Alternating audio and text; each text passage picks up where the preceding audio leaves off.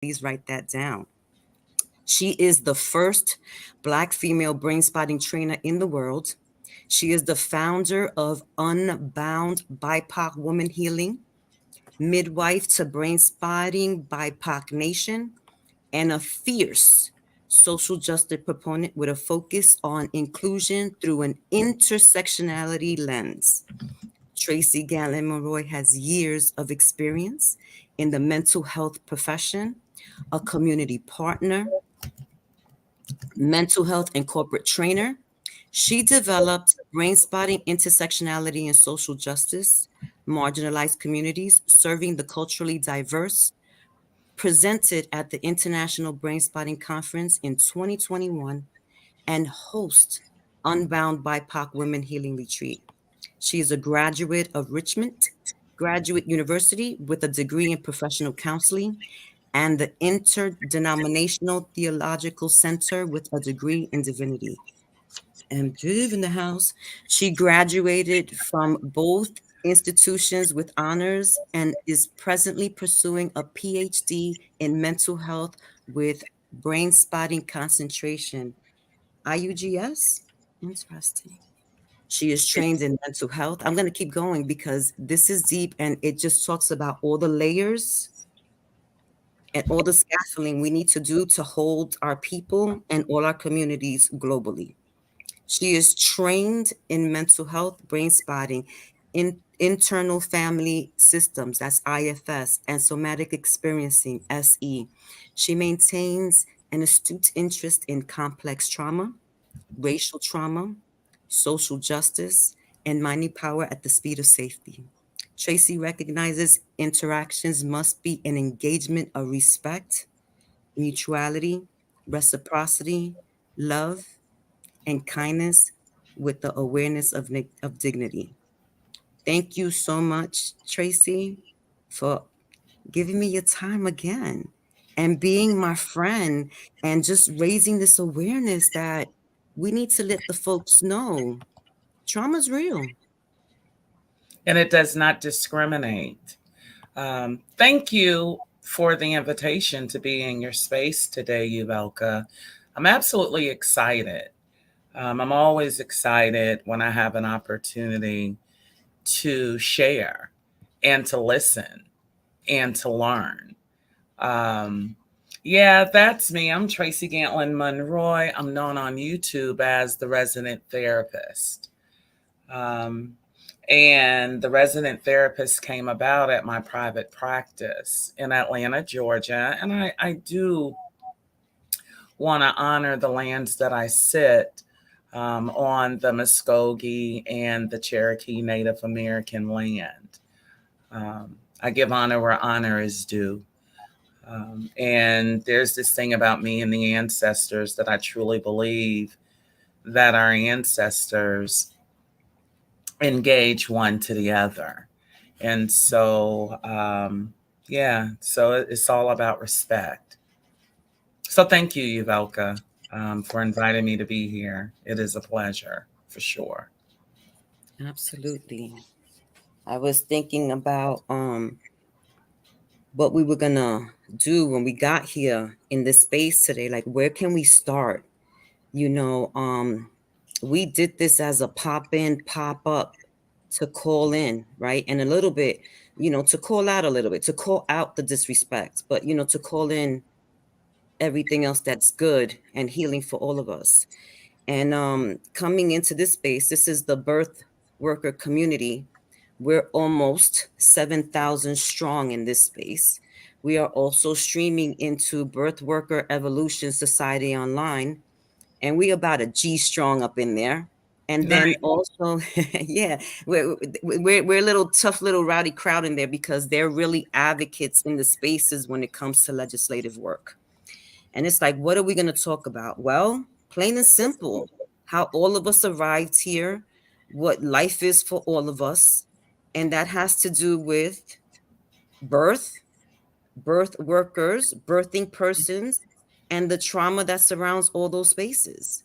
Because as we speak, just today, we have how many births? We have how many deaths? We have how many people being exposed to some kind of trauma in some form of another. In your bio, you put complex trauma. It's complex. Absolutely. And there is no monolithic trauma. And I just love me some you, and you just confirmed our connection. While I was in the shower this morning, I thought about this afternoon, I thought about sharing space with you, I thought about the population that you serve.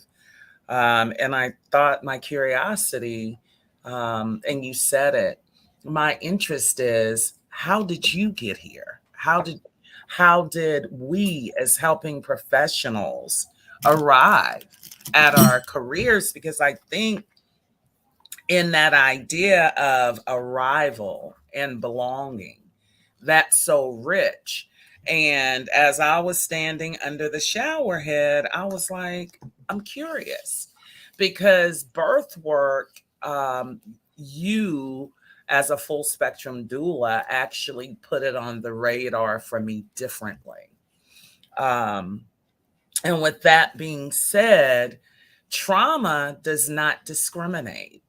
Trauma has no bound, it has no bounds, and it shows up. And what's interesting as a clinician and a trauma practitioner, the modalities I engage are trauma informed, and I'm always fascinated by the impact of trauma that goes unaware in the person that has experienced the trauma, because oftentimes people don't even recognize that they have been impacted by trauma, because trauma comes out when least expected. And, with the idea of our state, in our nation and around the world, like this is a totally different dispensation. And so when I think about being a provider, you all, as birth workers, you're providers. And so, along with, how did we arrive at this place to even belong in community? Trauma does not discriminate, regardless, but as a provider in whatever industry, you put your humanness on the table. And so I'm curious about what that looks like. Like, what is our capacity to maximize that opportunity as we're providing care to others?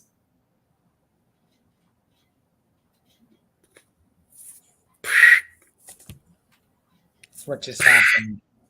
Because it's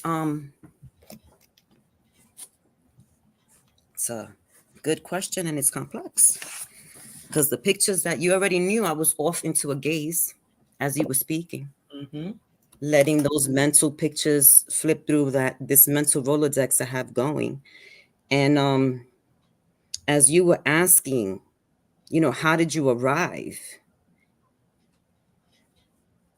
When I think about this profession, I mean, when I really sit to think about it at this point in time, with the level of awareness that I have, the Almighty brought me into this space. This I know. There's nothing else that I can say besides that. I didn't wake up one morning and said, hey, I wanted to do this. I wanted to be that. Was being a mother put on my field of awareness? Absolutely. The pillow was Especially culturally. Excuse me? the pillow was irritating me. I can hear everything you're saying. It was just irritating me. So I apologize. But yeah, yeah, yeah. Nah, we're So gonna do yours. No, sorry. We here being us, however it's going to be, because this is life and this is how it goes down. We are professionals in this space. We are mothers in this space. mm, And this is what it is. To me, we are all doulas because we are all companions to somebody, some mhm, way or another. So when you ask me how I arrived in different levels into this work that I do. And it's still ever growing and ever evolving. It mhm, started out in the home. Like I said, I didn't wake up one morning and said, oh, I want to be a full spectrum. The title is too long. I only say it so those can understand, what I do. Other than that, I'm just a companion and a helper and a supporter. Then I Mm. learned, then I came into the space, right? For me, I'm half a century years old. I think it's cool to say it that way, half a century years old. My mom, my mom was like, hey, one day you're gonna be a mother, but first you are a daughter, first you are a sister, yada yada. So that's what scaffold. But I didn't recognize that then. What did I know? Because I'm right there. It's like that tunnel. I'm right there. I didn't know that that was building me. I didn't know the Almighty was preparing me. It was just part of a life I didn't understand.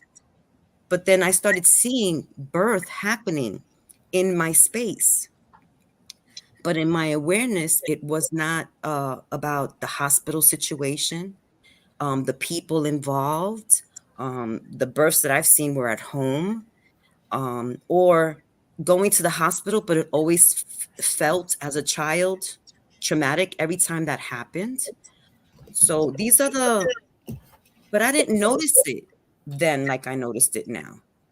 And I Mhm. didn't know that I was already a doula indigenously. This was just part of my culture. This was part because I was so busy being Americanized with this educational system. So all of that brought me in bits and pieces to where I am now. I went to school for business administration with a minor in accounting and international communications. Mhm. I didn't specifically go in for any of those jobs. I went into real estate and house appraisal and was a notary public and, did those things, did telemarketing, sprint, like we have all of these things. And I had no clue I was being built and prepared. And then I ended up here. And I say I ended up here in this awareness that all of those years, this is what you're going to become. When I came into this very place, this home, this location, pregnant with my son, and I felt that the Almighty brought me into this space and said, you know what? Stillness, solitude, and sacrifice.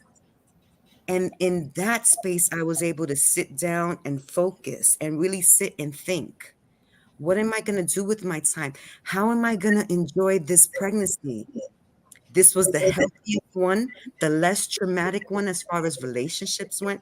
So you see how it's the building is like trauma, trauma, trauma, trauma, then little bits of healing, other work, that's what built it. And when I received a phone call from a friend of mine asking for me to be her study partner Mm. and learn about placentas, and I kid you not, I understand what a placenta is, where it comes from, the importance of it. But up until that point, I was not in love with the placenta and I was not looking at my birth and I didn't want to mirror and I didn't want to, I had this. Now I understood how beautiful it was from how I was raised. I understood what a blessing it is to bring other humans between the magical portal between our legs. I understood that. Um, because of my upbringing, I understood like the preciousness and the sacredness of life. So then we had the abortion talk. We had the take care of your pregnancy talk and the marriage talk. You see, all of these, the family, and then looking at my own family and their issues and concerns.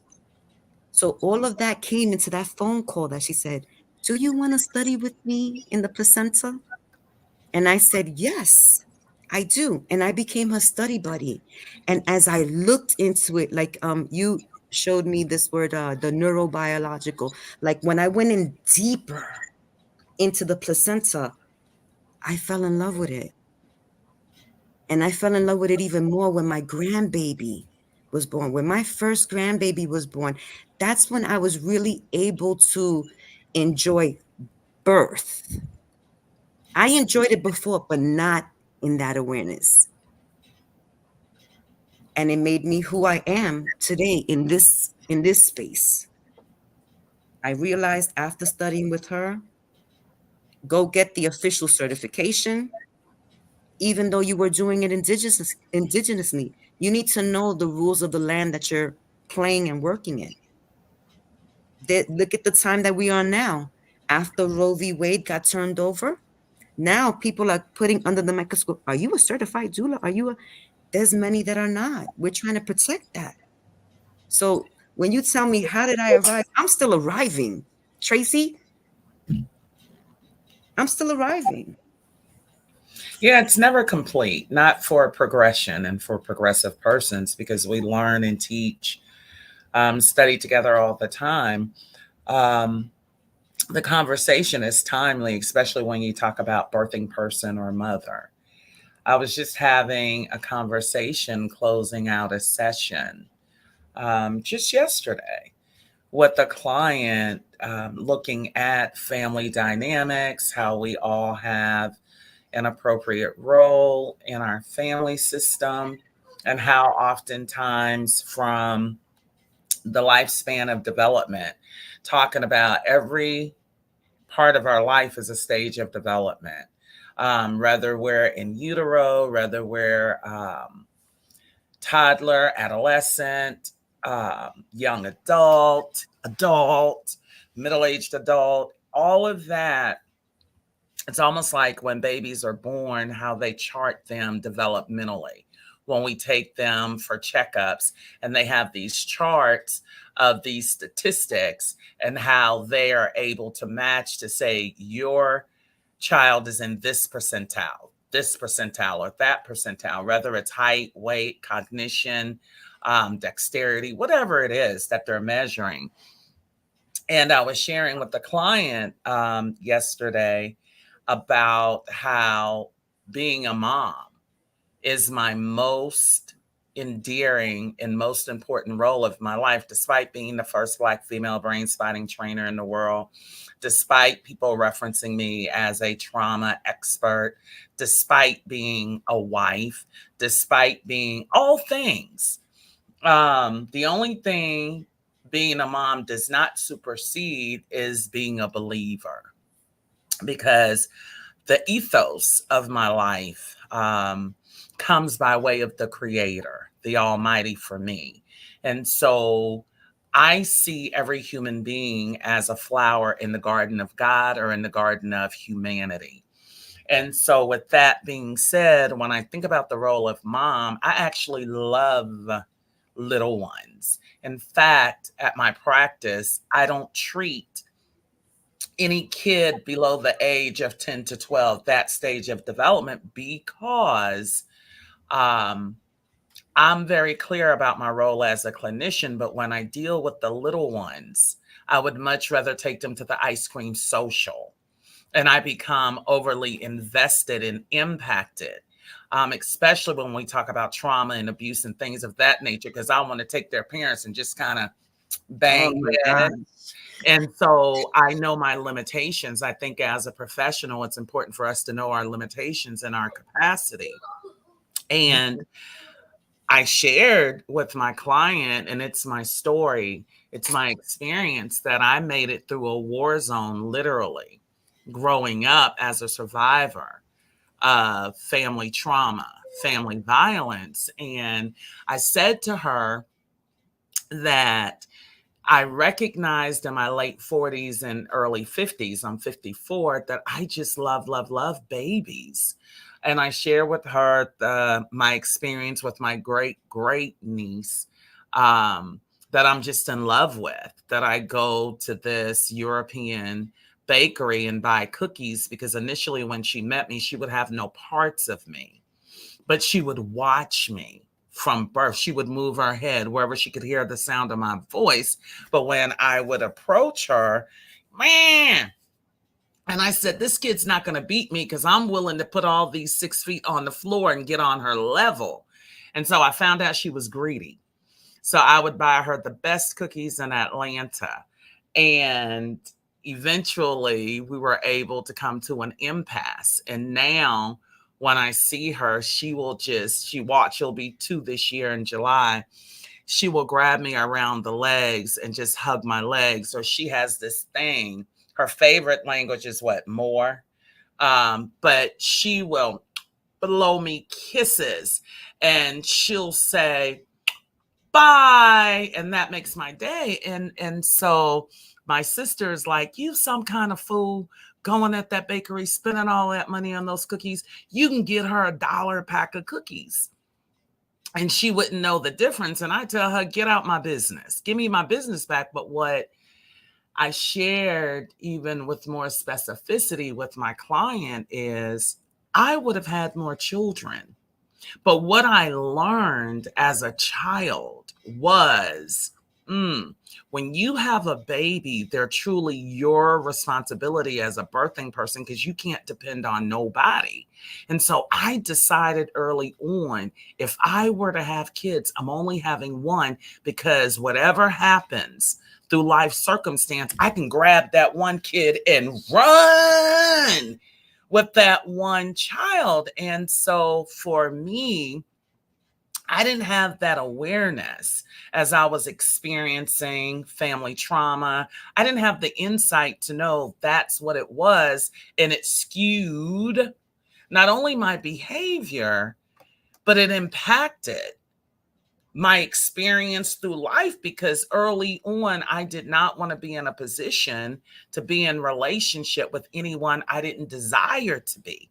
And I understood the responsibility of a parent because I had amazing parents. But there's a difference in the role of spouse, husband to wife, wife to wife, husband to husband, however you want to say it, and parent to child. Like, I give thanks even now. Sometimes I'll call my mom and say, "Ma, thank you." But my mom calls me her nutty buddy. I'm the youngest of 7 births. And so with that being said, so when we talk about trauma and how it shows up, one of the impacts on me is I had one kid instead of 3 because of my limiting self beliefs around being in a parent role as a result of the trauma I experienced growing up.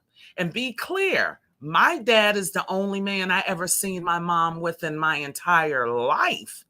My mom and dad, my mom's a widow. My dad is late of quite a few years now. But where I'm coming from here is as I engaged my healing journey, and actually part of the most impactful part of my healing journey that I'm aware of, because oftentimes we heal and we don't even know, right? Which goes back to the infinite, the almighty, and what that looks like for you according to your faith, your traditions, all those things.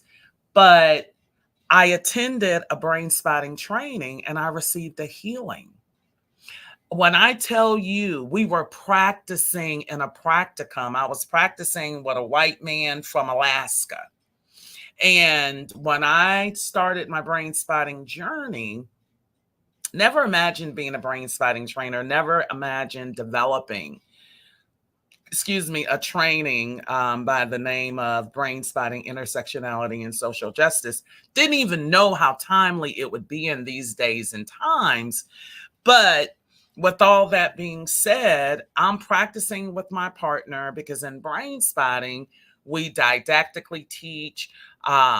We have neuro experiential demonstrations, and we also do not the neuro experiential demonstrations, but we also do practicums where you're paired with a partner. For every frame setup you learn in a brain spotting training, you practice it with a partner. And so me and this gentleman, we were partnered together and it was like a dam broke. And everything came rushing through my system because true to brain spotting's design, brain spotting seeks out trauma capsules, breaks them open for the sake of reprocessing, regulation, healing, call it whatever you'd like. But so much came through my body. The body keeps the score. And the release was the ugly cry. And so the person that I invited to join me on my brain spotting journey some years ago, she had no idea what was happening to me. She thought dude had done something to me. So when I left that training that day, because brain spotting trainings are 3 days, whether they're virtual or in person, I called my mom. I was sitting right here in this office in my counseling chair. I said, "Ma, something happened." And my mom said to me, "Harold went too far that day." Because I had memories. I mean, the images were coming up. You would have thought I was in a movie theater watching the movie, showing how that hippocampus, where that memory is, showing how brain spotting seeks out trauma capsules and breaks them open, and the system, the body, reprocesses that, and it comes to a point of completion for many. And with that, also, our belief is during that brain spotting encounter, neurogenesis and neuroplasticity is also taking place, y'all, because when we talk about the brain, it's all tissue. With that being said, as I was talking to my mom, and she said, Harold went too far that time, because I can literally remember feeding my dad holiday dinner in the upstairs bathroom because he had provoked my mom in such a way he knew not to come out that bathroom to receive his payback, if anybody knows what I'm talking about. And as my mom listened and held me, and she says, Tracy, and she broke it down, because I can ask my mom anything. She broke it down and she said, it's your story to tell. And if your story is going to help somebody else to heal, by all means, tell it. Now, that ain't my sister's perspective, because she's like, you talk too damn much when you talking to them people all around the world like you be doing. Don't mention my name or my business. She's the oldest, I'm the youngest. But with that being said, so when we talk about how we got here, when we talk about our own trauma experience, personally, I find with helping professionals, that means you birth workers as well, many of us ended up in the profession as a result of our own life experience, with much of it being trauma informed, trauma responses, trauma engagement, and things of that nature. And so, you, Velka, I'm noticing your languaging. You know, I am a brain wise, body based clinician. And so, seemingly, there are some things resonating with you around what I'm sharing. Absolutely. Absolutely. I mean, here's the intersection of that because, Use your words. right? You spoke of, from birth to the small child, your personal experience. I shared a little bit of mine. How do we stop, from being aware once we pass a certain level of awareness and trauma informed training? Because now, when you even spoke about birth, I started thinking, oh my goodness, what do we say all the time? What happens to mom happens to baby. In utero, absolutely. And dad, don't forget. Yeah. Because understand, so often birthing persons or women, or however you want to call it, because like intersectionality is my jam and I'm all about inclusivity. I am a social justice proponent, unafraid, and my jam is inclusion. While I understand there's need for affinity spaces, I also know that at someday, my hope is that we will all be able to come together human to human, despite our ethnicity, despite our race, despite our socioeconomic, despite our genders, despite how we identify. But the fact of the matter is, at the end of the day, none of us are exempt. And as a child, in those, let me go back to in utero. So, as a birthing person, as a woman, as a mom, as a mother, as co creator, um, procreation, I should say, not only does that baby belong to the person housing or carrying that baby in utero, but that baby is formed in great part of the contributor of the sperm. So, what does that mean from a neurobiological perspective? Listen, These babies are made up just as much of their mamas as they are their daddies. Be clear about that.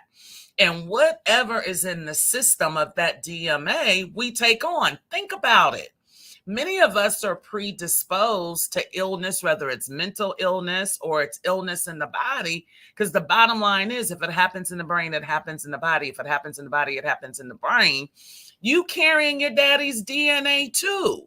So experientially, that is the mystery of science. That is the mystique of creation and how that happens. So just notice with yourselves how you have nuances that come from your mom, nuances that come from your dad. Notice how you move, even with your gesturing. I mean, we hear these stories about people who were adopted at birth and connected with perhaps a sibling, an aunt, or somebody in the family system, and you knew you belonged together, but just didn't know the story of what happened. And so I always make space that women, female with reproductory organs, they don't have babies alone absent of that sperm meeting that egg, and that DNA is there. And so we inherit illness. Think about that. Think about sickle cell. Think about cancers and how they're doing tests on people based on their familial history to predispose if you need to have this procedure or that. Think about high blood pressure, diabetes. Just think about that, how none of us arrived here on our own, of our own selves, right? It's quite a journey. So I get passionate about that because oftentimes we've been taught, we've been inundated by marginalization as women, as persons of color, by our sexuality, by our socioeconomics, all these things. And there are nuances that follow suit with that. And so with that, Uvelka, it's just important for me to name that, because when we talk about none of us being exempt, I'm curious to know, how do you care for yourself? You pour out to others. You're a provider. You care for others. And please don't tell me you get your nails done. That's not self-care. That's grooming. We gotta, that's hygiene. That's good hygiene. And so often I hear people say, oh, self-care for me is I get my nails done. I go get a massage. Yeah, that could be a part of it. But how are you really taking care of your intrinsic? Yeah, it is holistic. Your brain and your body. When you're working with these people and they have a baby born asleep and their system is so calibrated, they go through the same post-birth, whether dead or alive, right? They go through the body, it goes through the same thing, but the only difference is when a baby's born asleep, now you got that layer of grief. And how many of you know that just birthing in and of itself can be traumatic? Just in the birthing experience, yeah, we get this bundle of joy sometimes, but sometimes we go from labor to funeral, homegoing. And what does that look like when it comes to caring for those people that procreated together, whether it be the birthing person or the father? Like, what are we doing? Because I think that's part of the scope that you all address day in and day out, and what that looks like. How do you care for those family members if you haven't cared for yourself? Like what is your capacity to even be in the room? How are you holding? How are you holding that space? So that's twofold. What is your skill set and your tools, number one? And number two, which is primary and first, what is your capacity to be there? How are you caring for yourself? Now, these are not rhetorical inquiries. I would love to see you all dropping in the chat. because we want to respond, because this is not solely a conversation closed to Yavelka and Tracy. I'm opening the platform because I really am curious. I know how I care for myself as a helping professional. Like, Like I know how I need to mm, take care of myself with the spaces that I hold. And it has developed and grown into a realization through all the learning, right? Because when I have conversations with my husband, he says that it's never failures or mistakes. You're just learning. And depending on how many times it takes you to learn a thing, that's how often you scrape, bump, or break your knee or not. Your levels. You keep trying. So with the self-care, this is the my test copy. With the stillbirth prevention, you mentioned born sleeping. That's a tough situation with complex trauma, multiple layers.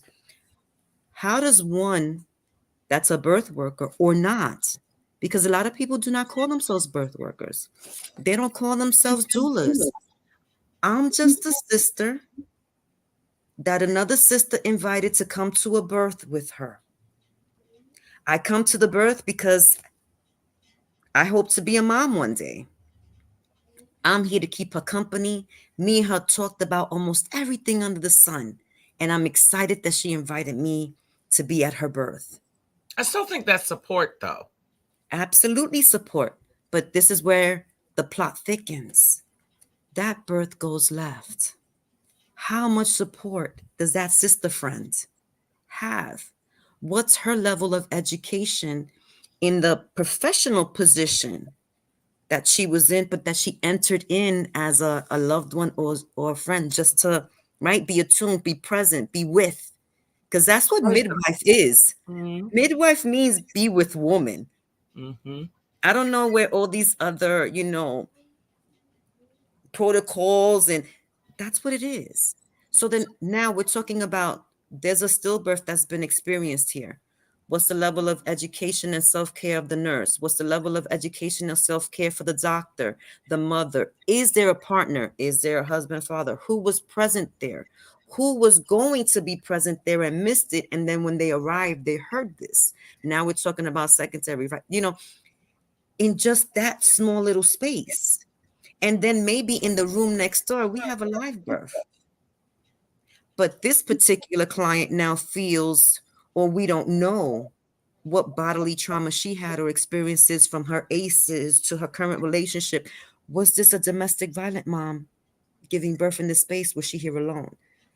Birth workers, and I say the profession because I believe everyone is a companion. But those that with awareness and intention say, I'm going to come into this field and be a birth worker, they have their work cut out for them.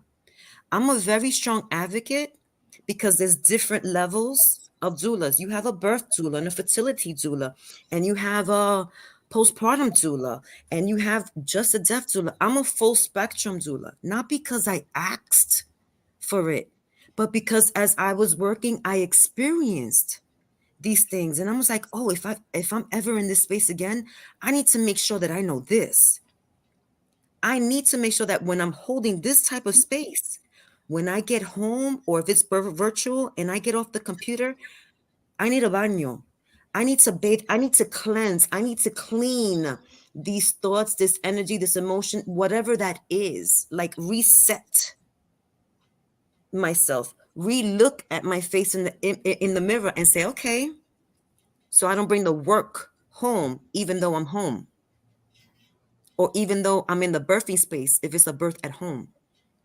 So it's different levels. When you say self-care, you really have to realize, maybe doing your nails reminds you, right? Because the same way we get triggers and the flashbacks, it could be something that we see, something that we hear, something that maybe looking at your nails reminds you, hey, I did something nice for myself. And it'll level you up this much, but you need this much more to fill that cup for the type of work that you do, because it drains you this much more.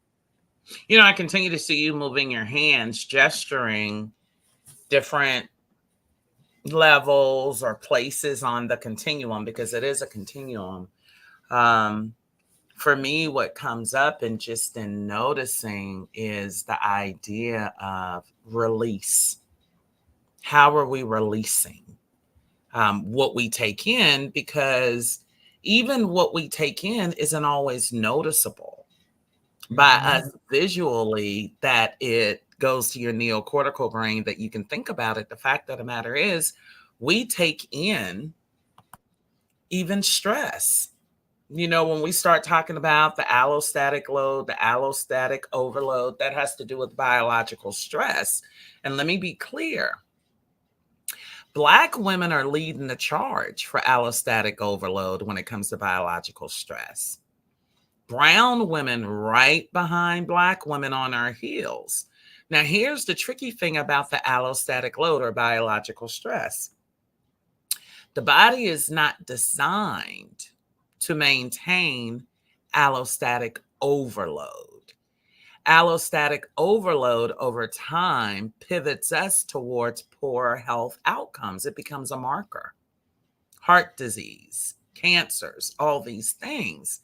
As I started to research and understood stress levels, I mean, listen, how about racialized stress? You're a doula, marginalized person of color.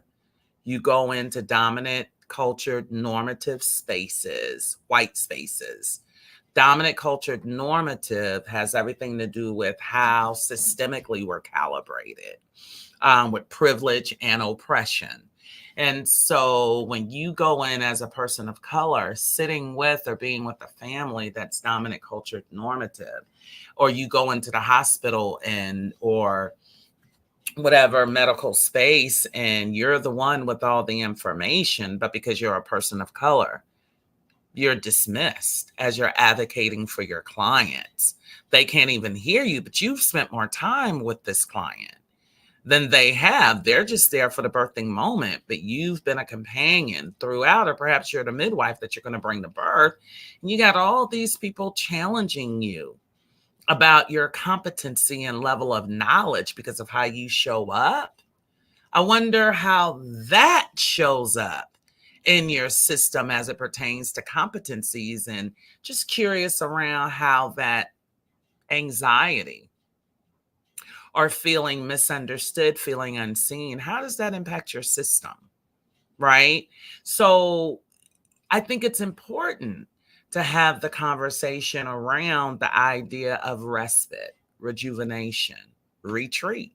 One of the reasons I'm here, when Yuvelka extended the invitation, because we invest in so many things, and the last person we invest in is our sense of self.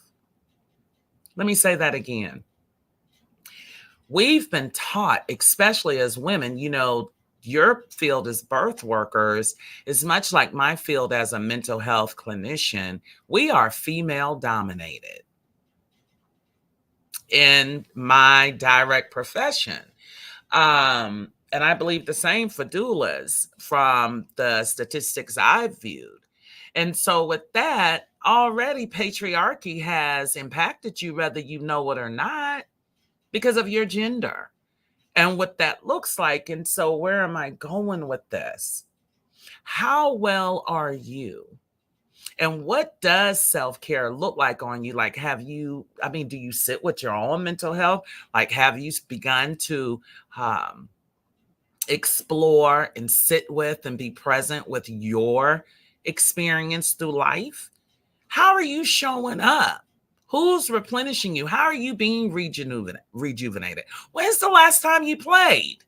When's the last time with intentionality you had recreation? The retreats that I birthed started as Unbound Black Women Healing when I looked at the statistics. And then I said, Black ain't enough. But it was important as a Black-bodied American Black identifying woman that I start at home. But then I said, BIPOC women, because Black, Indigenous, and women of color, we experience a lot of the same things.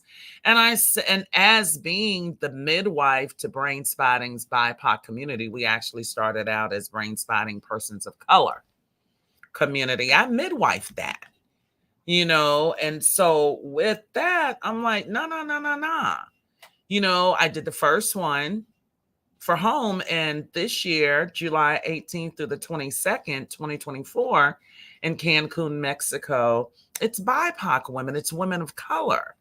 Because let me tell you something, like it or not, we're family, y'all. We are sisters and brothers in so many things that impact one, impacts us all. And we don't talk enough about that, of how we can come together in community to support. Now, if you want to do small things, yeah, you can do that by yourself. But if you've been called to greater things, it's going to take more than you. Now, if you want to play small, that's like a dancer playing small, go ahead with that. Let me know how that works for you. But as a 6 feet tall woman, I like to dance. Hey, hey. And when I throw my hips, I'm throwing them. Right? And so I think it's also decision time. We want to arm you with information, but I also want to challenge you a little bit today to just be present with you. Block out time for you, and what are you investing in? You damn near about killing yourself to give out.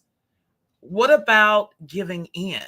Giving into your own needs and yourself, and surrounding yourselves with people and places and spaces and events and things of that nature that can hold you. Yeah, I mean, and to hold the hold you in the space that you choose to be in. You just mentioned the BIPOC space, and it's just a different space. You say this all the time. The BIPOC space is not an anti. White space, absolutely. BIPOC, persons of color, it's sacred space. In no way is it anti-white space, because I don't play them kind of games, period. Um, so BIPOC space, persons of color spaces, those affinity spaces are actually very sacred and close to my heart, because oftentimes, different than me, when we're talking about persons of color, we have to explain who we are and why we belong. We have to validate our credentials or our experience. We have to justify merely existing sometimes in those spaces. But with BIPOC space, it's an opportunity for persons of color to come together and not have to explain my tradition, not have to explain my hair, because what it is, not have to explain my idiomatic slang, not have to tell somebody what is it, bochincha? I don't have to tell you I'm gossiping, or if I feel a little bit loose and I start talking about, I saw my grandmother or my ancestors are present with me, and not have to be stereotypically seen as some kind of trope or some kind of stereotype, but you get to have learning new information already creates anxiety. Being in community with people different than me, it already creates anxiety neurobiologically in our system, where our sympathetic side of our nervous system goes straight up. BIPOC space creates a container where you get to be the essence of who you are unapologetically, about what that looks like and how you show up from a phenotype perspective. Because, see, we make assumptions about people when we're in inclusive spaces, but I find that BIPOC spaces, it does give a sense of belonging. You don't have to justify who you are and why you're there. It provides a space for more authenticity of self, and it becomes sacred because our ancestors can come together and play. And when you say something that may not be mainstream, there's still someone there that can hold you. Whether English is not your first language, or there's this ritual that you do to clear or clean your space, or you need a certain type of support. Like, I find BIPOC space to be sacred for those reasons. Ain't nothing it's not hate white people, because let me be clear. The only thing I am anti is discrimination. I see it as the creator created us all. And it is my hope that someday there won't be a need for affinity spaces, because we honor and we have cultural humility and we respect all people. So thank you, Yuvelka, for bringing that to the table, for Mm, understanding. of course, absolutely, because this is why we decided to pop in. Yes, we are professionals in our own individual spaces. Sometimes our world collides and I get to sit at your feet and learn some more. And then there are times, well, there's many times where we're friends, we're sisters, and we have conversations like this. And it becomes that intersection of being, all right, I'm your friend and I'm a mom. You're my friend, you're a mom. We're both professionals. And then we feel something about this thing. There are some things that, you know, we experience as being women of color that are similar or could be similar like, because there's so much individuality. It's unreal. Uniqueness is unreal.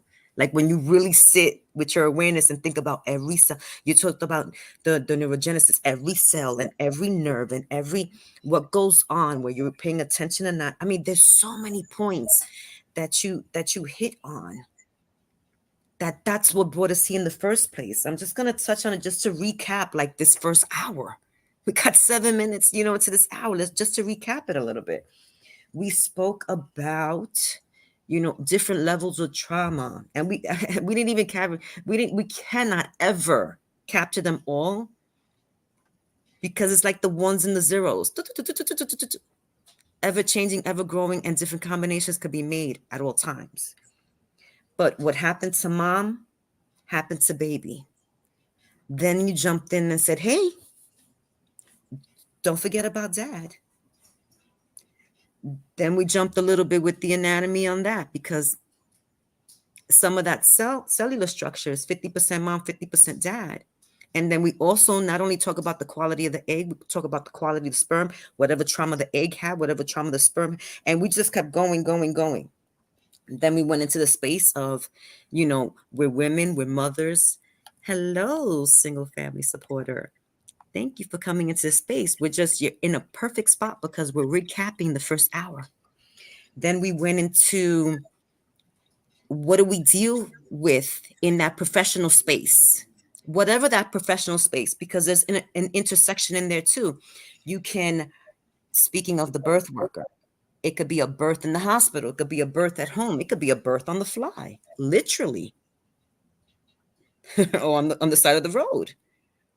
Or in nature. Like, I think that when we start talking about indigenousness, like, people are going back to their roots, and they want to experience the truest form of giving birth. My ancestors, many of them gave birth in the fields. Right. And so birthing is such a natural thing, but so many of our circumstances are unnatural. Yeah, we had a conversation one time, Tracy, about just imagining what it must have been like for the indigenous woman in the middle of a war. They're coming, you're behind a bush, you need to squat, and the labor pains kick in, but you can't say a word. Woo! Not if you want to live, not if you want your baby to be okay. Did Yeah. somebody tell that first time mother? Or is she a seasoned mother? Because that might have been the reason why the first time mom was taken out, because they heard her, done. Was that story told? I mean, there's so much. Look at Yeah. even now, recapping the first hour, we're going into that space. We spoke about who gets affected by the trauma in those individual spaces because when you birth at home, it's grandparents, children, maybe the neighbor, however you involve them in those space. Then we walked into the to the hallway of retreats. How do you retreat? You said, and you was like, wait a minute, this is what I developed. I had to come home first. I got to take care of me first. I'm black. I got to take care of me first. Me and my sisters. Because if you didn't look around, my friends, we have been historically forgotten. Thank you for the statistics that says my other sisters of color are coming in a strong second. Sometimes we get confused. Well, let me say a You know, word and they about say that. interchangeable, like, tomato, tomato. But it can be, but then there are the nuances with greater specificity. Of course. Because I'm going to tell you something I witnessed that blew my mind from an Asian American person. They were doing trauma work, they were a demo.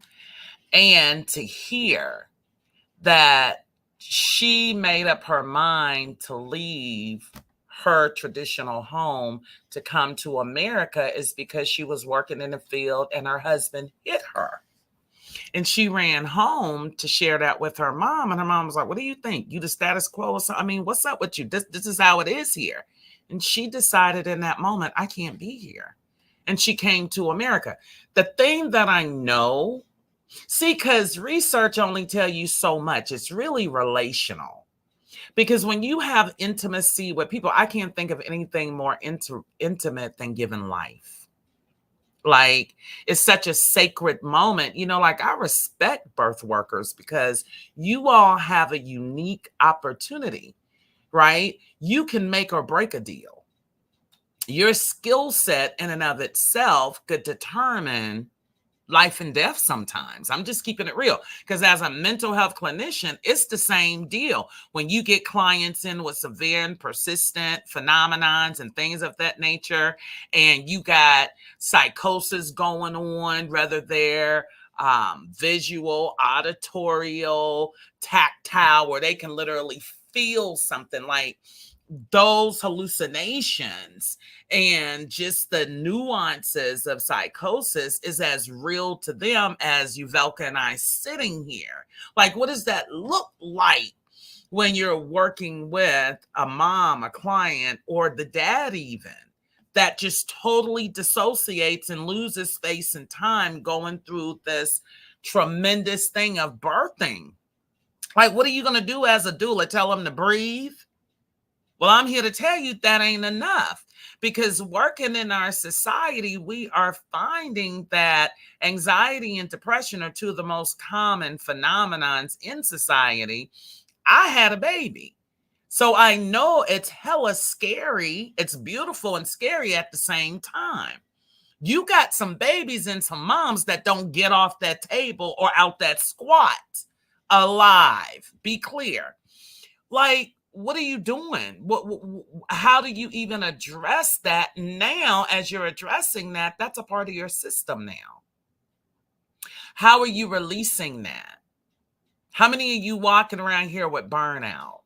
How many of you are at the top of your game, but you've been made afraid because of something you experienced in the line of your work? Because I'm here to tell you, I've had one client to go into suicidal ideation, death by suicide.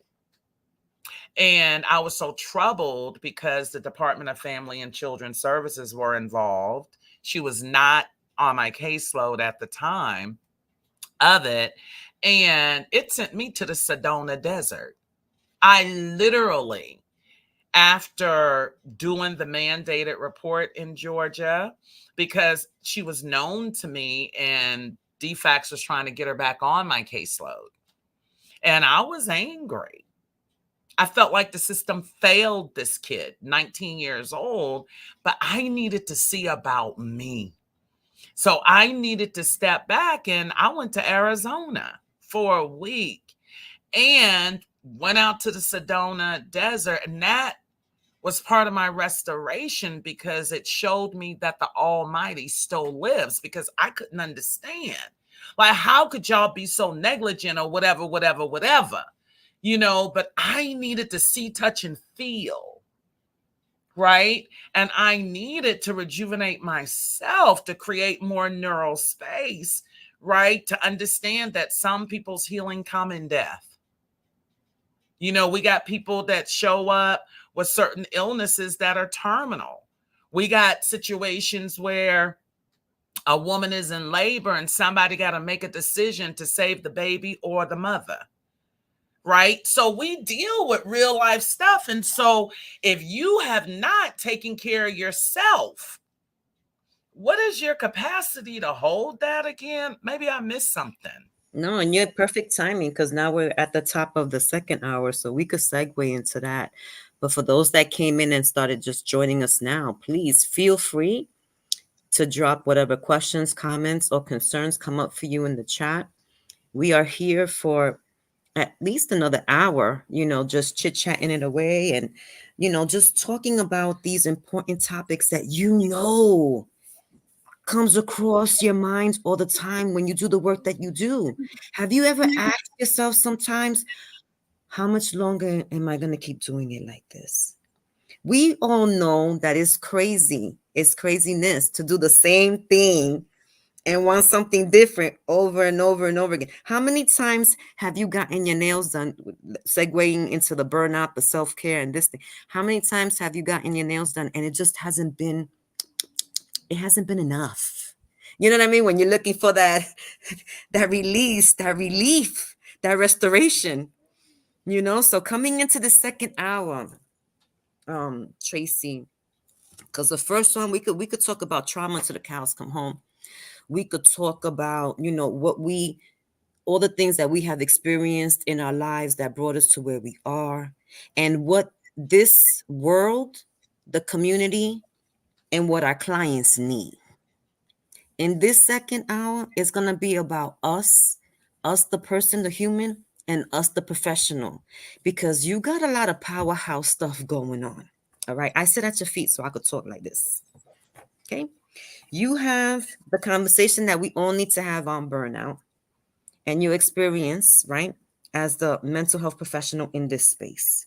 Then we have trainings that are offered twofold. We have trainings that are offered you as a trainer and trainer for brain spotting, and then also the trainings that you offer from your institution. Okay. Then Absolutely. we also have coming from, it's like ding, ding, ding, ding, ding from the corner on the right. We also have the retreats because, when I sat with you and you were like, Yuvoka, let's talk to the people. And I'm like, Tracy, let's go in and talk to the people regular.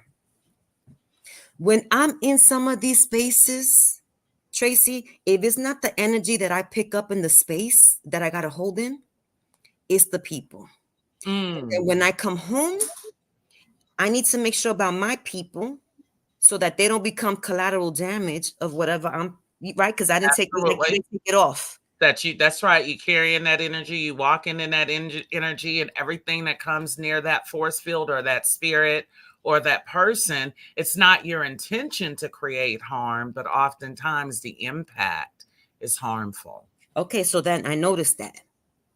And then, like the seasons, right, come and go. Here I am, Yuvelka Magdalena, being the best that she can, at the top of her game, lifelong learner, loving her husband, trying to be the best mom this time around. Because I've always been a good mom. But with every level, you get better and better because I'm good at the level of understanding and awareness that I had at that point. See, you got to offer, like you said, grace. I tell folks, you got to forgive yourself. So Self-forgiveness is really, let me say this. When we start talking about retreating, when we start talking about respite, when we start talking about recreation, when we start talking about rejuvenation, that too can require enough space to get you to the destination of being present enough to be with yourself. Because as women in particular, As marginalized people, we don't get an invitation to be in our body and to keep something for ourselves, right? That has got to become mandatory. It's just like when we're on the airplane. You got to put the oxygen mask on yourself first before you can support, aid, or, create safety for somebody else. So, where I'm going at when I start talking about what does that look like for you? And I love the way you said that, Yuvelka, like peel off all the roles and stand butt naked with yourself. And how do you retreat? How do you retreat from that space? Vulnerable, Yeah. transparent, authentic. So now, to continue the story. So Yubelka Magdalena is trying to be at the top of her game. The seasons come, the seasons go. Here comes January. How many days and weeks are in that? How many hours and seconds and minutes go by? How fast do the thoughts cross my mind that I tell myself at one point, at any point in that day, I got to get better on my self care? Because the more that my practice levels up and grows, so should my level of self care. So Well, you should got them inverted because when your self care increases, it impacts everything around you and it all just pivots. absolutely. But I'm looking at it from how we always enter. And I say we always marginalize folks. We always enter with this certain mindset. And I only say that because when we do the stats, the numbers are so great. There are more people that think about things this way than there are people that think about things this way. Thus why we have the poverty mentality. Thus why we have the victim mentality. I'm talking about in the level of thinking and the words, right? You always tell me, my husband tells me, it's the words. It's the words, it's how you say these. You talk about the embodiment of certain things. So when I'm coming in and I'm talking about it, it's because I didn't start off with a very great level of self-care. So when I go to explain it like this, I'm coming in my natural state. This is how I thought, and this is how that mindset leveled up. So I came in, I'm doing work, and me working hard is my level of self-care because I'm taking my family out of poverty. Now I'm working myself to the bone. I'm losing my noggins over here. I'm losing my temper. And it's not because I'm hungry. It's not because somebody abused me. It's just because level of burnout that I'm not even recognizing. So that's what I'm saying. This is so the more that I grow in my awareness, the better that I can Mm. do, the better I can level up my self-care. As my self-care gets leveled up, I start feeling better. I start thinking better. Now I start working better. The energy that You're more exudes, efficient. Yeah. Yeah. now I'm Yeah. manifesting that baby to come back Yeah. with a different frequency and vibration. Absolutely. So now my business is doing better. I'm Absolutely. collaborating, I'm getting, but that level of self-care that I had at that state, no more, no suficiente, is not suffice. So Mhm. now that I'm doing good or I'm getting better, I'm feeling comfy, confident, whatever that good is for you, Yes. makes you feel like you're successful, that gives you that I'm thriving, I'm doing it, I Can got we it. change successful for healthy? We could add it in. Yeah, because I think that in these days and times, with social media being so prevalent, dangerously prevalent, so many people look at these images and they take in these little snippets of a video, and most of it is not even real. Oh my And God, you're gonna people, bring me there. yeah, You're gonna bring me there. You're gonna bring me to everybody's a coach, everybody's a therapist, everybody's a doctor, doctor, and doctor. You're gonna we're gonna go there. Yeah, we could go there for a few minutes and then we could go into your word that you said, let's bring it healthy. Let's talk about that for a second. And then let's go into what a healthy retreat look like. So yeah, there's people out here. You have to be careful. When I was sitting at your feet in the beginning, that you were telling me, be mindful of what you hear. If something lands upon your ears and it makes you question with curiosity, what is that? Go find that out. And I know that you will, Yuvelka, because you like to learn. And you know that I was at that. And I took my time because I respected myself, my learning, and the level of knowledge I was taking in to put out the excellent work that I'm going, that I do, that I want. You know what I mean? Like all of that, the past, present, future, and then to level up the self care. And I say that because it's a lot of work. It's a lot of work, Tracy. All those layers, all of those, to get to the level in your professional um like space to be like, I'm good. Now, how can I make more? Or how can I be comfortable? Or how can I retire off of this? In this second hour, trauma, okay, great. In this one, what do healthy, effective mental health activities look like? Then we can talk about certain levels of training and how they change things because they're brain and body based.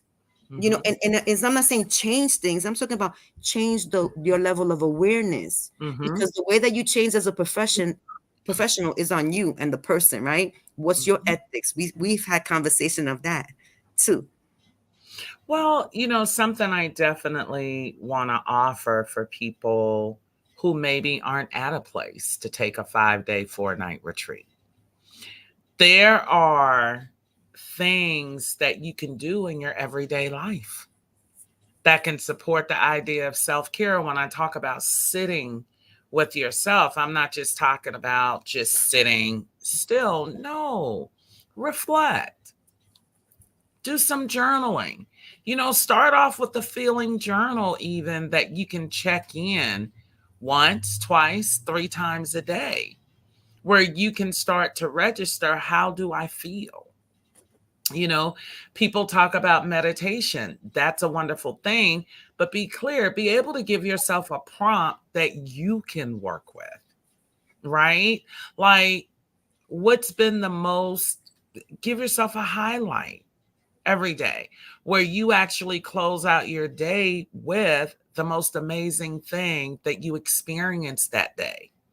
Now, that's going to require some time for you to literally sit and reflect, to go through your own intrinsic file, to say, okay, that happened today, that happened today, that happened today. But the most amazing thing I witnessed was this.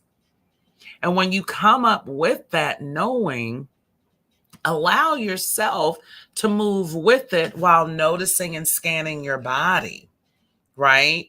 Some of the things that you can also do is orient. That's a beautiful prompt to orient around, because sometimes we just need to sit and look around our space and allow our eyes to land on whatever's pleasant to you.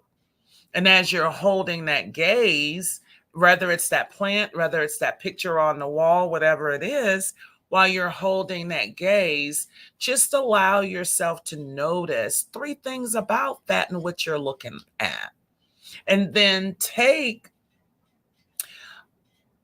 a minute to just feel your breath.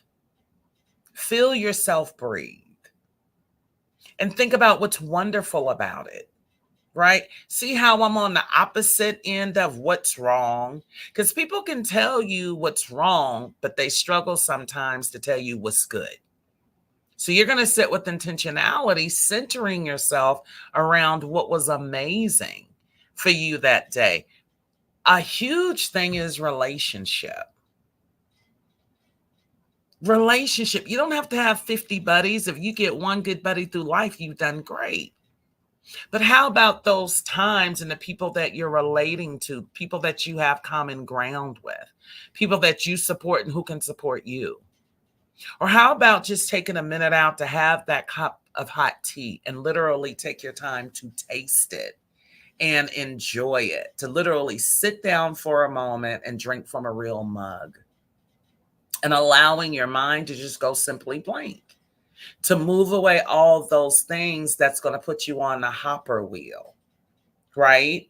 And how about just being present and you see a beautiful bird and take a minute and noticing the bird or the butterfly? I'm pushing you towards noticing because we don't do that, because we're running from one thing to the other. And believe it or not, this is about going slow to go fast. We're in a world right now, everything excuse me, everything is happening at the speed of light, right? When you get up, check in with your system, honor your sense of self. It's okay to have self talk, y'all, because that becomes processing. So many of us stuff everything and just hamper it down in our system. You know, even I want to share an exercise with you all. When you feel stuck and you can't get any movement in your system, try doing some VU, where you just put your feet on the floor and just notice your system, just notice your body, and you just bring up a VU, and you just blow it from your diaphragm straight through your mouth. And even if you need to do it more aggressively, taking a breath, let one out, taking a breath and blow it out. VU. Feel it in your tummy, feel it in your diaphragm as you're pushing that out, and do several reps of that until you can feel your system settle. Or even when it comes to anger, maybe something happened. You know, you can do some tapping. You can tap yourself gently on your thigh. Just tap, not just gentle tapping. Do a couple of minutes of that and just notice. I'm sharing with you to check in with your system and allow your body to speak. It's okay if you have a release of tears. It's okay if you have a release of laughter, right? Because when that anger comes up as you're tapping and you notice that, oh my God, I am just enraged right now, start off with the VU, VU, then go into a growl. VU, ow, ow. Give those mandibles some work, because oftentimes we hold anger in our mandibles. Release them. As you're doing a VU, ow, release that anger, because at some point, either you're going to take the time needed for self, or circumstances will demand it. What's happening, Uvalka? Oh, I was doing my VU. I went in a little deeper. It was feeling good. Nice. And adults play in adults' color. When you're at the TJ Maxx or you're at the bookstore, look for some of those adult coloring books. Color. Yeah. Get you some coloring pencils, get you some crayons. You don't even have to stay in the line, right? It's important for us to do those things because they actually allows for relaxation and release in the body. You know, when's the last time you picked up your hobby? You say you a gardener, but you hadn't gardened in how long?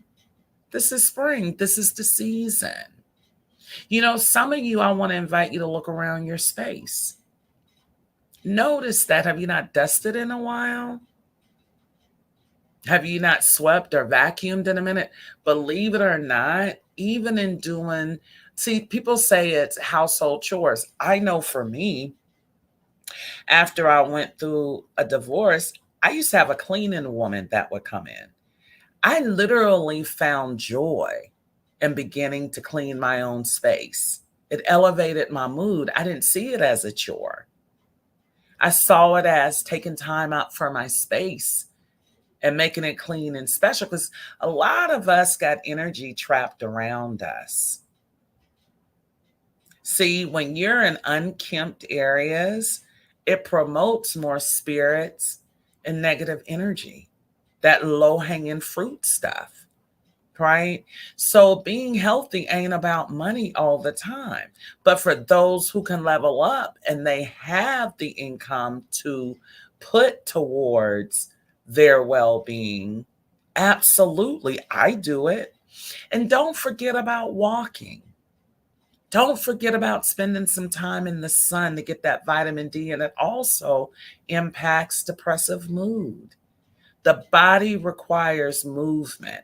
If you know you're highly sedimentary, then that's an invitation to do some movement with intentionality. Go jump on a bike, get on the scooter, pull out some roller skates. When's the last time you glided on your glides? How about dancing? Yeah. Pop on a video. You don't have to be a pro at it. And no one cares anyway, by the way.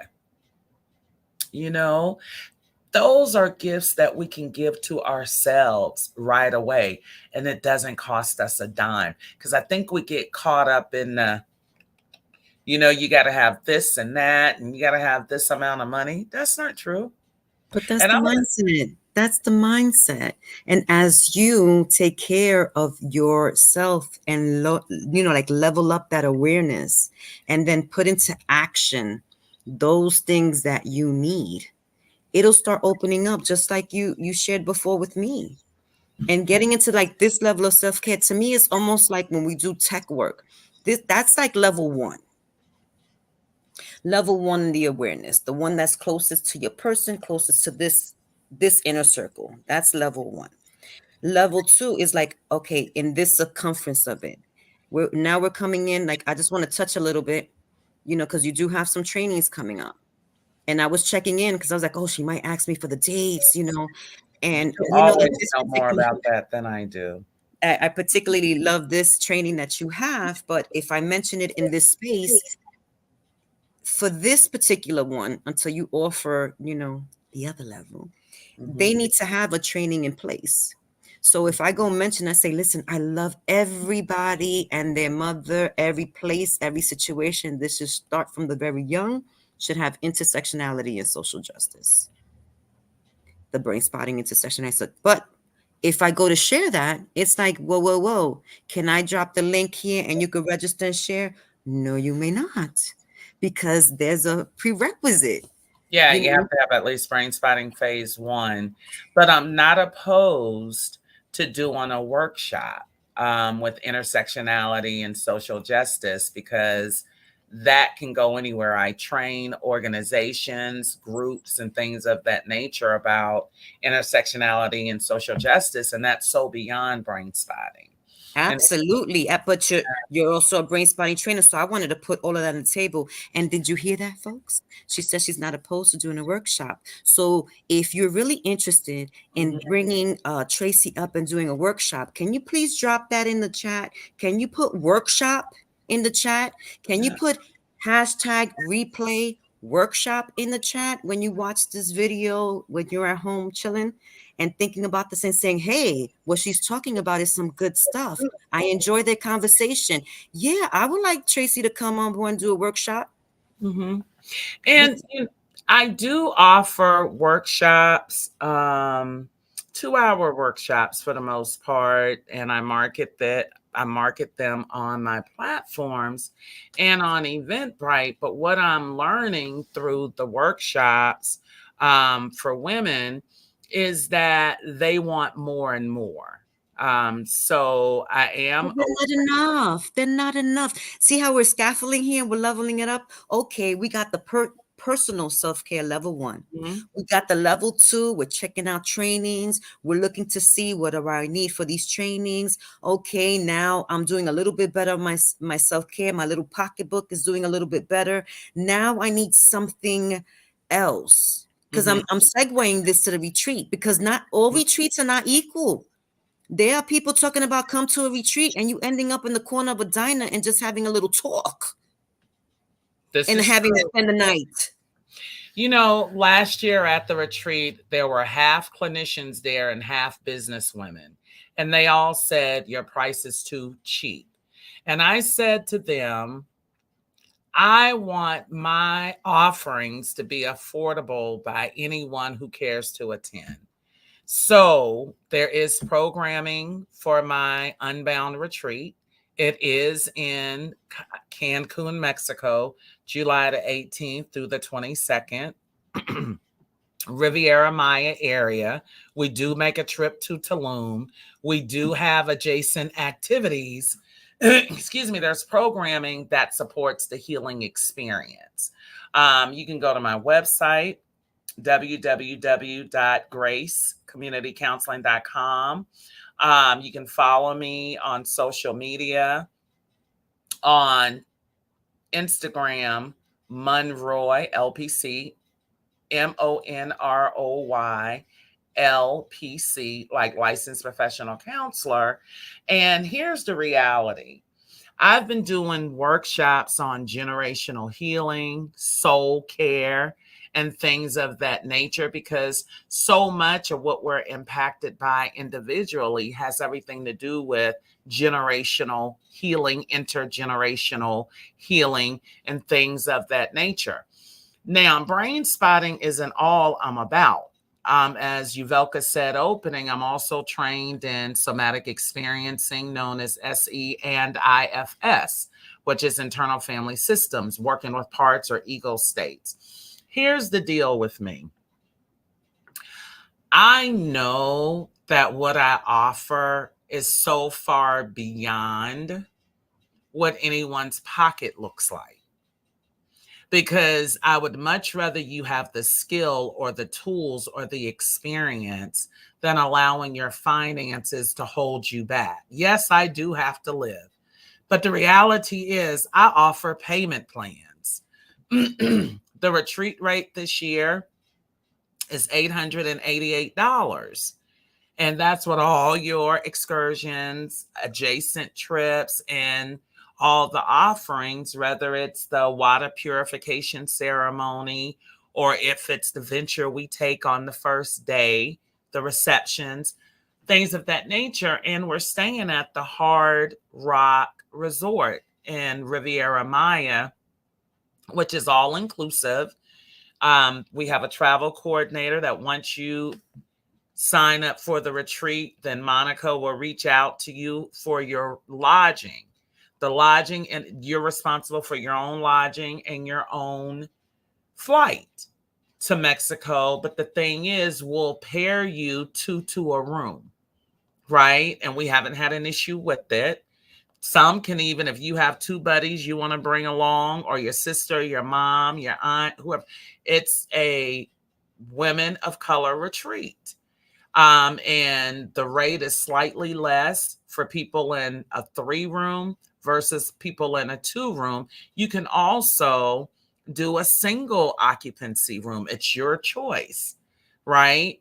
So with that being said, I think it's important to put it out here. And the women were like, oh, your price is too cheap. You got retreats charging thousands of dollars and they don't do any work. I believe in the ancient circles. We do group work, okay? We travel together as a group. We stay. Anyone attending my retreat is required to stay at the host lodging, right? And I use all my skills. I use brain spotting, I use SE, and I use IFS and some other stuff. And I am a spiritual person, because the fact of the matter is, there can be no healing without spirituality. Spirituality is not religion, y'all. Spirituality can be your faith. It can be a tradition. It could be a pet. It could be culture. It's whatever is spiritual for you. And also know this: grief is on the continuum towards healing. You will have some sadness and grief during your healing experiences. There's no way to get around that. Oftentimes, people become fearful when that comes up. Well, I'm not afraid of that. I'm trained to hold that and manage that to support you to transform that, because your brain and your body does the work of healing. Your brain and your body does the work of healing. What I do as a mental health clinician and a healer is posture your system towards healing. Yes, Yuvelka? Oh, I was in hold the space. And hold the space, absolutely. And I have support with holding the space with and for you, and we all participate, right? Some of you have not had an opportunity to be held spiritually, emotionally, mentally by others. that are there for the same reasons you're there. No, I've met a lot of women lately in this particular space because we're almost in the birth worker community. We're almost 7,000 strong. We're about 6,800 members. High performing women. Woo! Absolutely. Wildly successful global women. It's like the colors of Benetton. All beautiful Absolutely. women from all parts of the world, and they have not had time to slow down. I The ones that I've encountered just in this space, and there's only been about 12 of them. I can't get through all of them. They Hmm. have not had a moment to slow down to even think to answer that question. Like, what am I gonna do? Not what am I gonna do next? What am I gonna do for me? Which goes right hand in hand with successful out here, high performing out here. What's happening in here? You know, they have this saying that publicly successful, personally failure. Hmm? How does that even work? Well, we see it all the time on social media. We fake it until we make it, and it brings us back to all those coaches and doctors and wannabes. Where I'm old school. You have to be careful who you're getting your advice from, Mm, who is sharing their knowledge with you. Do a hmm. little bit of digging. In the spaces that I roll in, they say intelligent people Google and ask questions. We dig a little bit deeper under the dermis, just a little bit deeper. So, and it's important. And then now we're gonna get back into space. All retreats are not the same. When I look for a space to go retreat, there's different levels. Am I retreating personally and I just need to get like a scalp massage? You Mhm. know, my shoulders, because as we know, all of this is nice and relaxing to our system and ourselves, and it does change the way that the thoughts flow through our brain. Well, you're dealing with the diaphragm there. You know, they teach us Mhm. that there's only one diaphragm, right? No, that's not true. You got a diaphragm going across your shoulders. You got a diaphragm, cranial diaphragm that comes around here and comes around here. Your pelvic bowl is a huge diaphragm. Your feet, the bottom of your feet. And these areas hold trauma. These are hiding spaces for trauma. And So these are the areas, and I just want to jump in lovingly please, because this is where I do my shameless I love Tracy plug. And these are the areas that receive extra attention when you do retreat. The absolutely. bottom of your feet on sand, feeling the different heatness, right, of the sand. Sometimes a little bit too hot. Ooh, ooh. The cooler it gets closer to the ocean. The sound of the waves. We say, yeah, yeah, yeah, I can go on a vacay and get that. But where are you getting it where it's mindfully created and constructed with the intention of a particular type of deep delta dive healing and connection? That's how I see it, Tracy. But that's how it is. I mean, you just went there with the Delta and all that, but that's the deal. It becomes sacred space. And you know, check out the videos of the retreat and not just hear what I'm saying, but hear what people who attended the retreat, what their Absolutely. experience was. We're gonna And send to I'm sorry to interrupt, but we're gonna send to 6,800 or so. Look out in your emails. You're gonna receive Tracy's bio. It's gonna come in a cute booklet. You're gonna enjoy the read. You're gonna get the links to some suggested videos to watch, the link to the YouTube. It's all gonna be at your fingertips. We're making it easy for you. The same way we don't want to stress your eye muscles, having you look all over the place, the same way we don't want to stress your brain more than it is. Until you come and join this retreat, Come take some extra trainings. Come join the conversation. We popped up in here, we popped in, but please check us out. We have our own things going on. Stop by and say hello, send a message, ask a question. Everything in this world does not need a financial monetary exchange. A like, share, and a hello goes a long way. Absolutely. And I want to say you don't have to be licensed to learn brain spotting.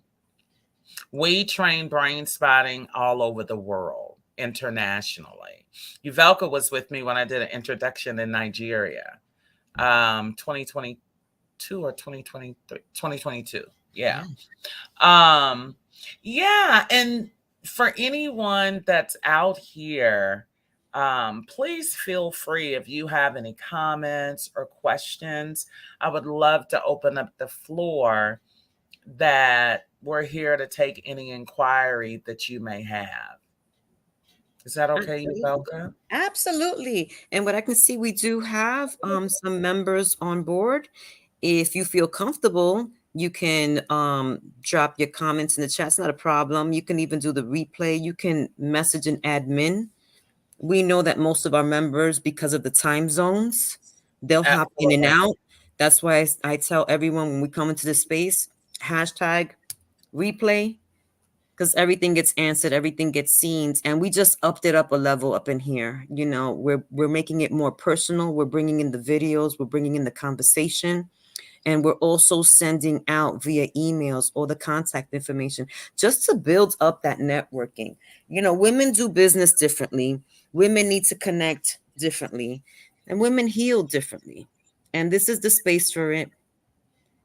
So I appreciate your time, Tracy. I appreciate the conversation. As always, we need to do this again.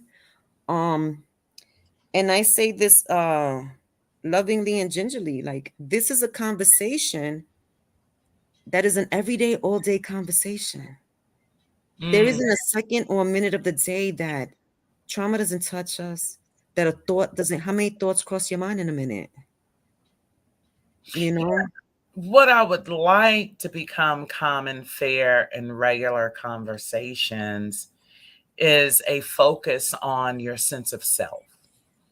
Forget about how we serve others, forget about the expectations others have of us.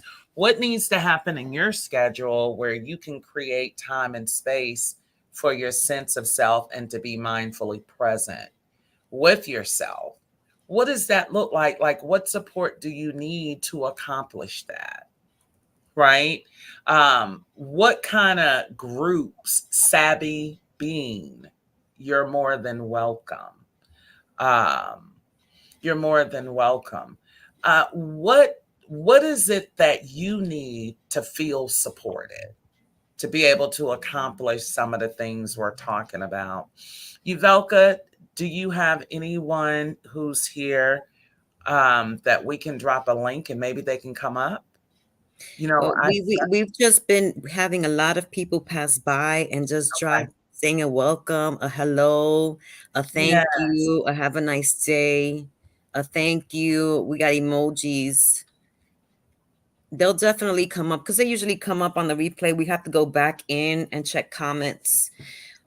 Usually when we do another announcement in this space, and get we didn't do a registration form. Sometimes when we do a registration, like, hey, let us know who's going to show up and who wants to come in, they'll show up. I'm just trying to get the group very comfy that we're gonna do pop-ups. We might have something important to share. It's almost like that emergency news broadcasting. This is what I Gotcha. feel this was. Like, hello, spring is in the air, folks. This is the first time I got the sun shining a little bit through all the rain and the sleet. Oh, I don't know what it wow. was like in your way. In your Yeah. way, I woke up to snow the first day of spring.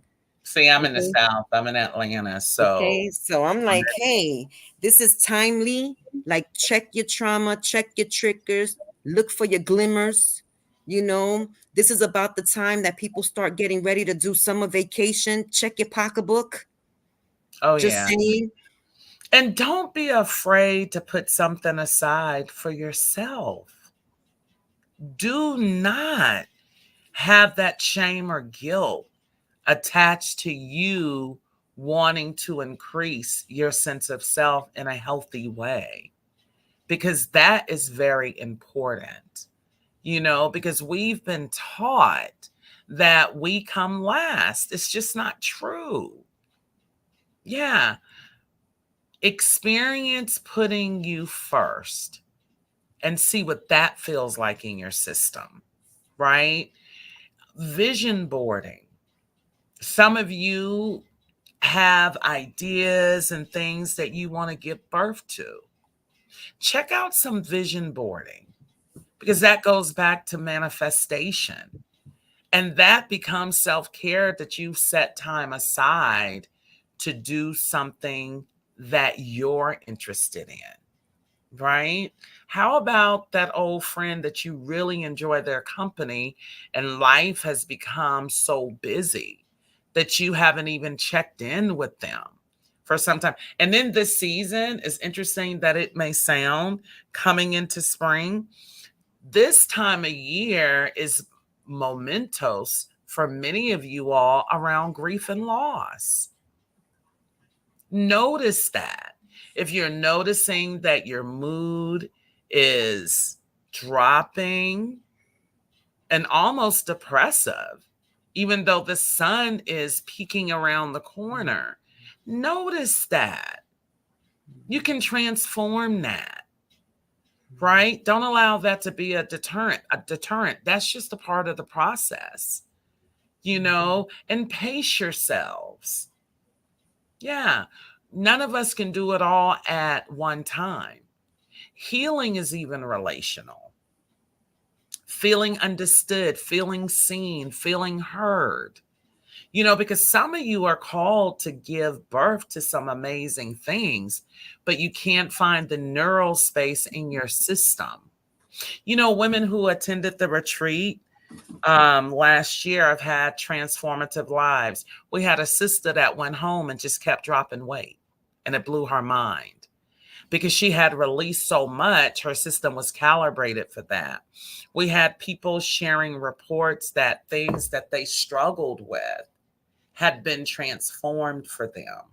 We had reports of new awakenings where people were able to center themselves. And what they recognized is they hadn't played in who knows when, just to be present, to just be with other women and to be able to have conversations that were forbidden in other spaces. Because what you're going to find is we're more alike than unalike.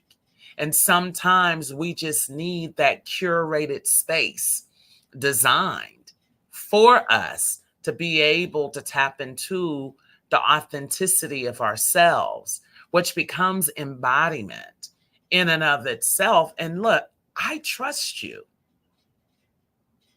to heal yourself. I trust you to increase your self-care quotient.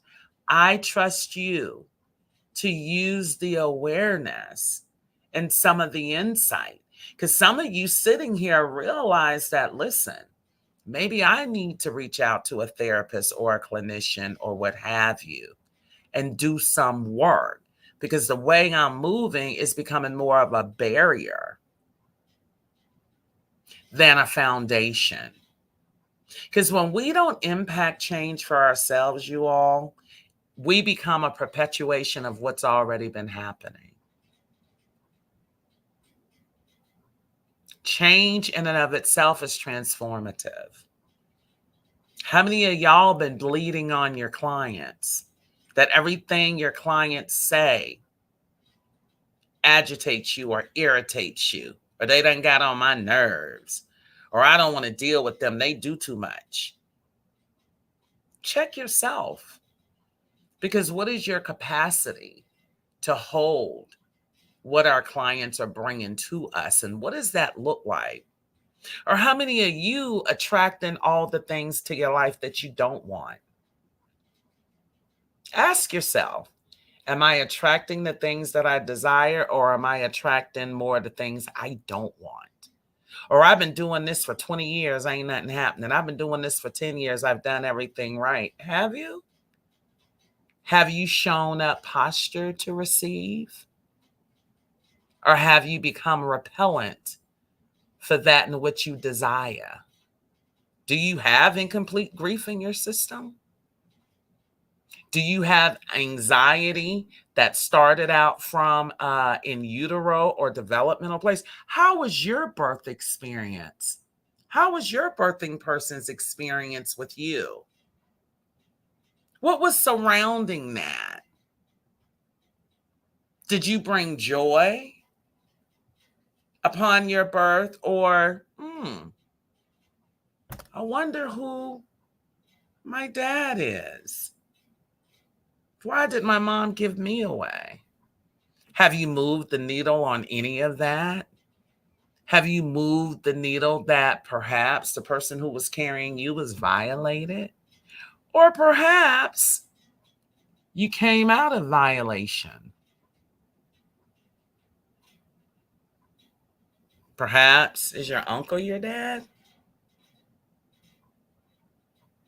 Stepdad maybe fathered you? Didn't parent you, but see, I sit with a lot with clients. What are you hiding? What are you covering up that becomes vicarious trauma for the people you're supposed to be a companion for? They're paying you to provide a service. What's short circuiting that service? You're in the room, it's going down, and you're not even able to be present so that you can advocate for your client. Oh, you forgot to call this one back, or you forgot to send over this nutrition sheet, or you forgot these notes from your noticing because your own life is out of control. What are we talking about here? We're all human beings having a life experience, y'all. Does that mean that I'm here to judge, or I'm suggesting you should judge yourself? Absolutely not. But what I am here to say is it's an invitation to notice that. And how are these environmental stressors in your own experience through life, how is it impacting what you're called for? You know there's greater for you. And you could feel it, you could taste it. And right when you reach for it, it poof, disappears. Notice that that's something to notice. How do we get the energy to be cleared? That you become a magnet for what it is you desire. And that you're purpose for, because it's all right in here, y'all. You're not talking to somebody who's had a perfect life, who's always gotten it right or done it correctly. That ain't this girl. I done fucked some shit up in plain language. Let me say that for the people in the back of the room. Why are you looking at me like that, Uvalka? You know I got a cussing demon I'm trying to work on. Because it's all facts. And this is why we popped in and popped up out here to say hello and to let folks know this is timely. You're giving them their call to action.